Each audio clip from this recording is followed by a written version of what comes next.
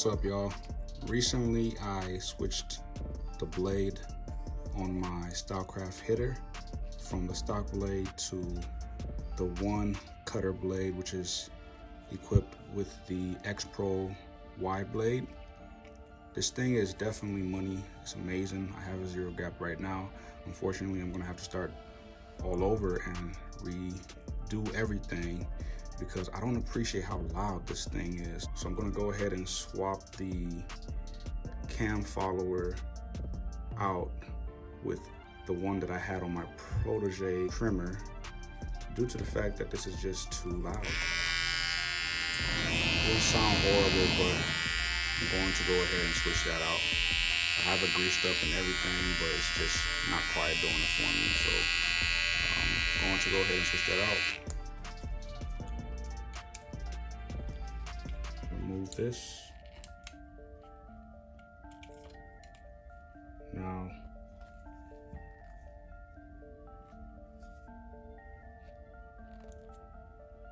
of course, the issue here is the cam follower.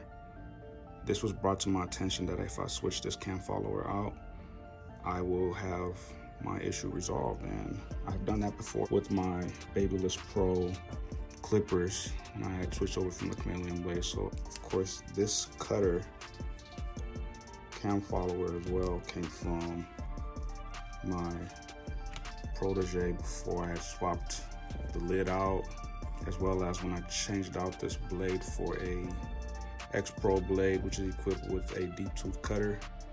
And this is the one I'm mistaken for the one blade, which is obviously not. But anyway, I'm going to use the cutter cam follower and put it on that one.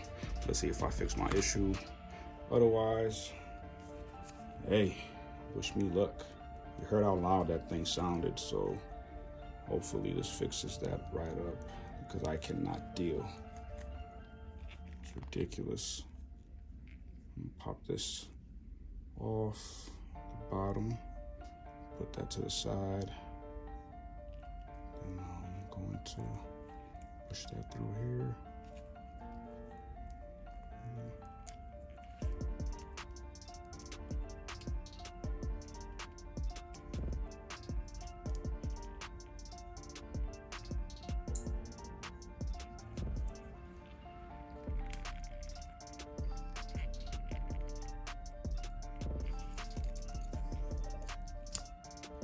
Go. Push that off, just like that. Put that down. The cutter, I'm gonna keep that for just in case I do need it. You never know. And I'm going to take the one blade, get rid of that. See if this resolves my issue. To the side.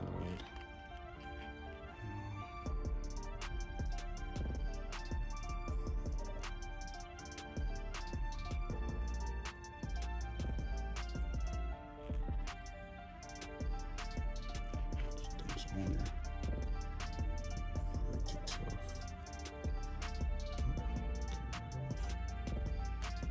There. I gotta pop this one off.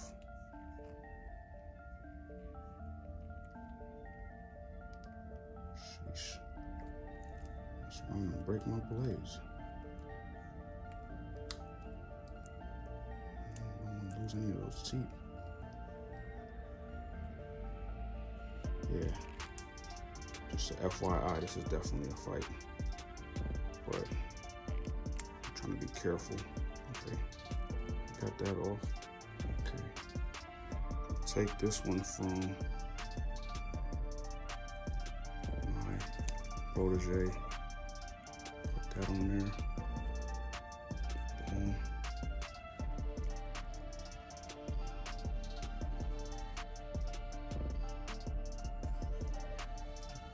That. Put it on there.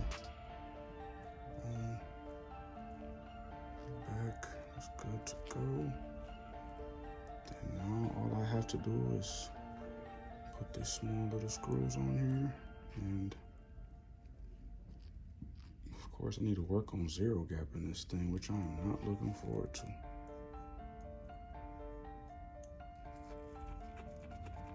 Well, just gotta get done.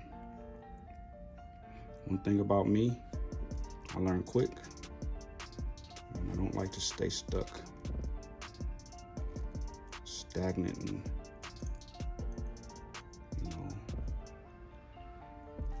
clueless to what's the issue. Once I find a problem, I do my homework, I fix it. So now that I got those on there, I'm gonna work on zero gapping and take the blade. I have to do the flat surface trick here. I'm gonna use this part, that shouldn't hurt nothing.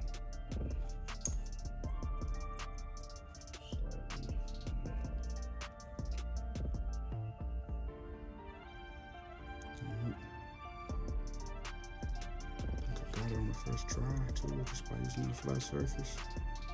Hold this left side and tighten up the other side. And make sure that you push this corner back, because every time you tighten up this side, for some reason this always tends to lower. In my experience, I don't know about y'all. So hold this down tight as you push up. See that, how that moved up?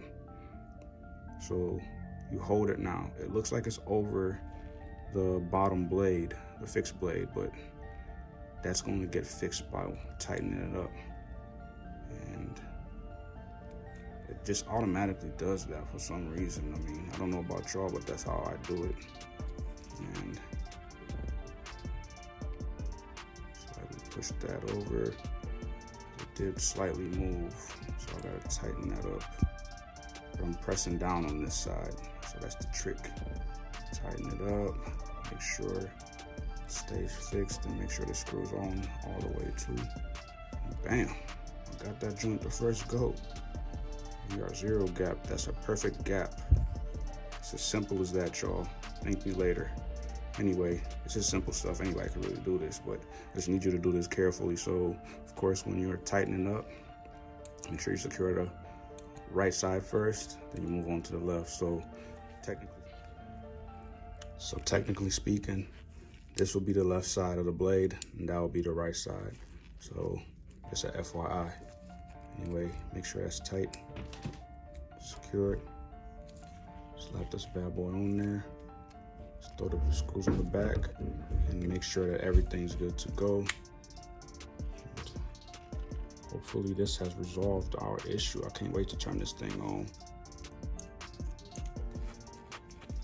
And of course, just for the record, this whole idea came from somebody that left a comment. I appreciate that. You know who you are. And I'm going to go ahead and do a test on my arm. Actually,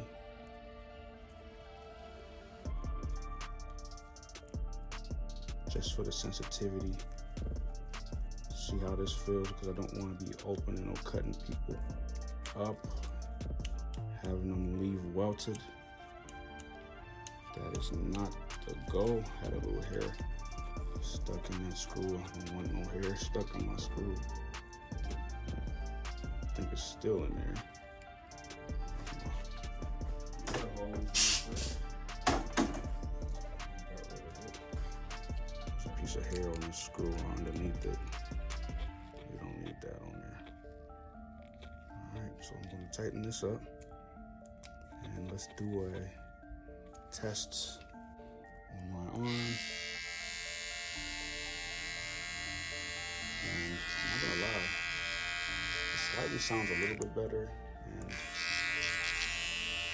you just have to break that in. But yeah, it's good to go. I hope that was helpful for some of y'all. And this thing is definitely feeling really good. And if I have to move it back or switch up the closeness, sure, cool. Otherwise, both corners feel just fine.